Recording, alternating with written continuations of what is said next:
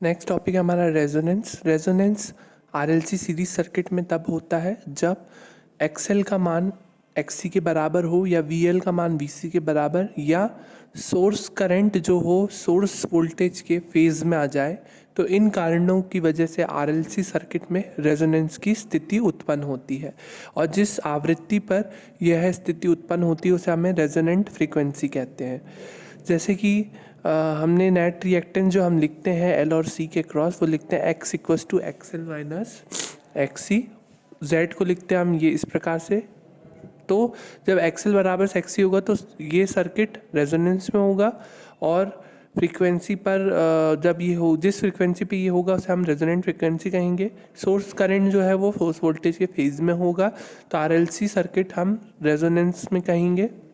V L बराबर से VC के हो मतलब वोल्टेज ड्रॉप अक्रॉस इंडक्टेंस और वोल्टेज अक्रॉस कैपेसिटेंस अगर सेम है तो सर्किट रेजोनेंस कंडीशन में है। तो उस कंडीशन में क्या होगा V L equals to V C के होगा तो वी एल की वैल्यू होगी आई एक्स एल और वी सी की होगी I X C.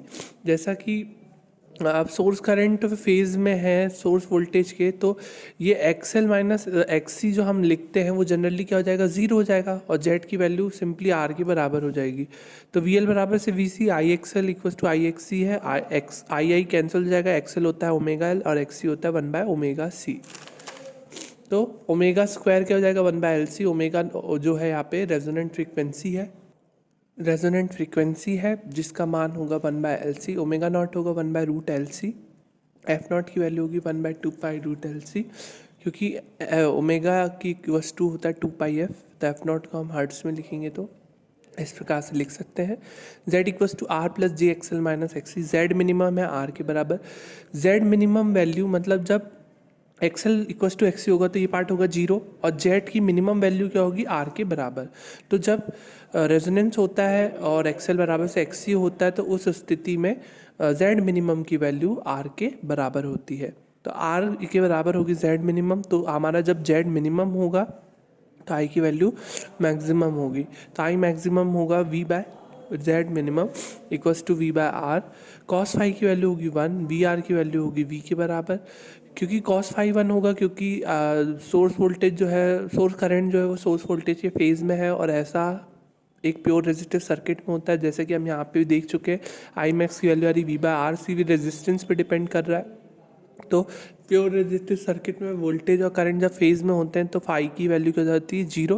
Phi zero होगा तो कॉस जीरो की वैल्यू होगी 1 तो कॉस फाई इक्वस टू होगा जनरली 1। और V L equals to V C के है तो V L minus V C एक दूसरे को कैंसिल कर देंगे। वी आर की वैल्यू वी के बराबर होगी मतलब नेट रिएक्टिव वोल्टेज का मान जीरो होता है।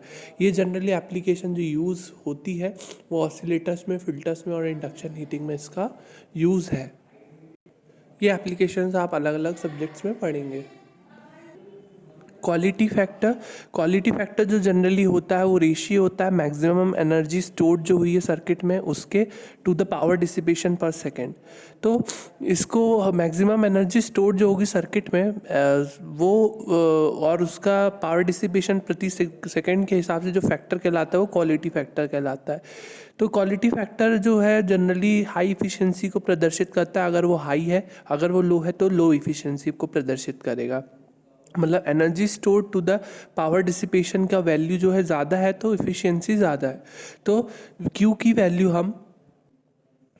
वैल्यू हम जनरली वी एल और वी सी अपॉन वी लिखते हैं। वी एल बराबर से वी सी के है वी एल या वी सी किसी एक को क्योंकि हम जानते हैं सर्किट में जो एनर्जी स्टोरिंग एलिमेंट्स होते हैं वो इंडक्टर और कैपेसिटर होते हैं।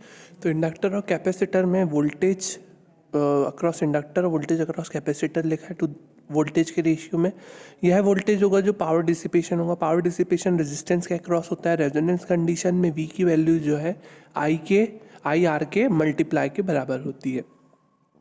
वी एल या वी सी में से किसी का भी मान रख सकते हैं आप। यहाँ पर दोनों एक दूसरे के बराबर हैं तो वी एल का मैंने पहले मान रखा तो वो हुआ I X L upon I R और इक्वस टू होगा ये X L upon R. X L की वैल्यू होती है ओमेगा एल और आर बराबर से यहाँ पे आर ही रहेगा। V omega L generally V L by V R को रिप्रेजेंट करता है या वी एल बाय वी को। तो omega L by R value लिख सकते हैं हम इसकी। एक्स एल बाय आर भी लिख सकते हैं V L by V R भी लिख सकते हैं वी एल बाय वी भी लिख सकते हैं। तो ये चारों पांचों एक्सप्रेशन हम लिख सकते हैं।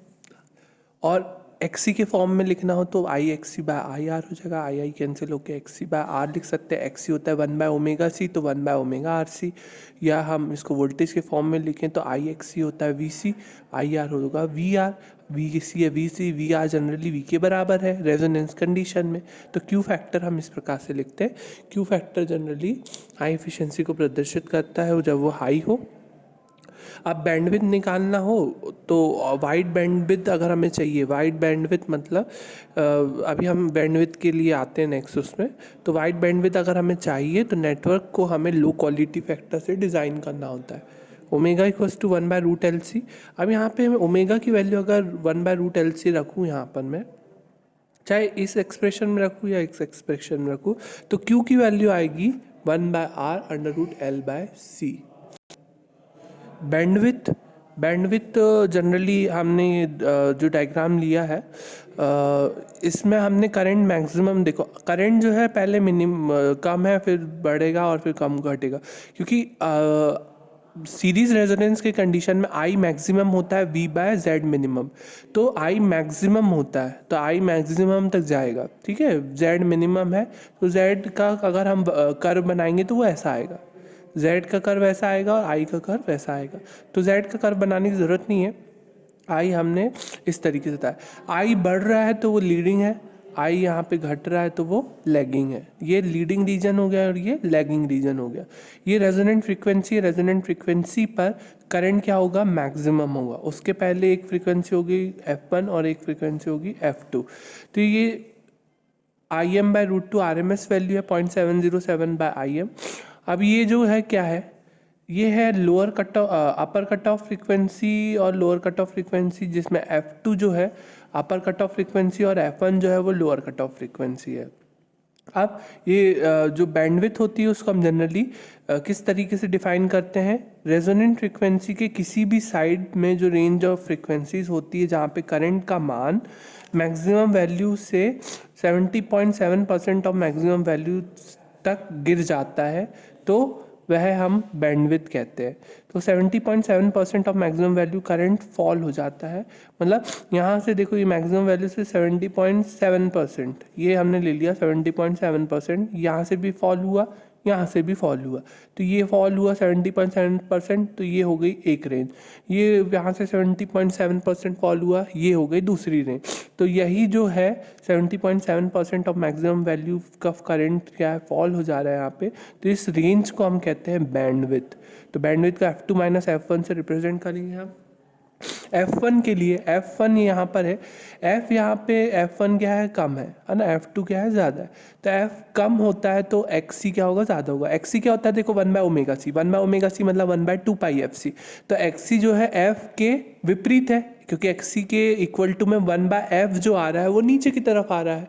तो F अधिक होगा तो XC क्या होगा, कम होगा, और F कम होगा तो XC ज़्यादा होगा। तो यहाँ पे XC ज़्यादा क्यों होगा, F1 कम है तो XC ज़्यादा होगा XL से, और X की वैल्यू होगी R के बराबर। XC माइनस XL को हम लिखते हैं X।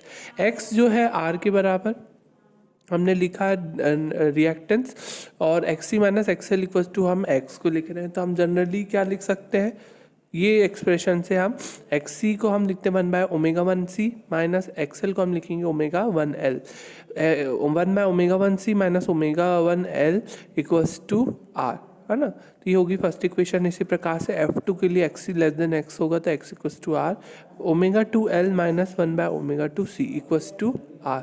तो इस प्रकार से हम फर्स्ट और सेकेंड जो है इक्वेशन हमने निकाल ली है। अभी फर्स्ट सेकेंड इक्वेशन की बेसिस पे हम कुछ लिखेंगे। अब जैसे 1 और 2 को हम इक्वेट कर दी इक्वल में, तो हमारी रेजोनेंट ω1 ω2 का वैल्यू आएगा 1/LC, इसको हम थर्ड इक्वेशन मान ले। इसको हम रेजोनेंट फ्रीक्वेंसी ले लें ω02² इक्वल्स टू 1/LC, दोनों को मल्टीप्लाई कर देंगे तो हमें रेजोनेंट फ्रीक्वेंसी, ये और ये मिलके हमें रेजोनेंट फ्रीक्वेंसी दे देंगे। तो हम ω0 लिखेंगे 1/LC, या ω0 इक्वल्स टू 1/√LC भी लिख सकते हैं। ω0 जनरली जो है यहाँ पे ω1 ω2 है, ω0 को हम ये हम ω1 ω2 लिखे हायर और lower cut off frequency. F0 को हम लिख सकते हैं √F1 और F2। इसी प्रकार से इक्वेशन 1 और 2 को हम ऐड कर देंगे, तो इक्वेशन 1 और 2 को ऐड करने से हमको जो जब ये आप कर लेंगे, दोनों इक्वेशन हमने रीअरेंज किया है और इस तरीके से थर्ड इक्वेशन से आपको मालूम है ओमेगा 1 ओमेगा 2 की वैल्यू है 1/LC, तो ओमेगा 1 ओमेगा 2 की जगह आप लिख देंगे 1/LC। तो आपके पास ओमेगा 2 माइनस ओमेगा n की वैल्यू 1 की वैल्यू आएगी R/L, और इसको अगर आप हर्ट्स में लिखना चाहें तो ओमेगा इक्वल्स टू 2πf होता है, तो f को हम लिख सकते हैं R/2πL।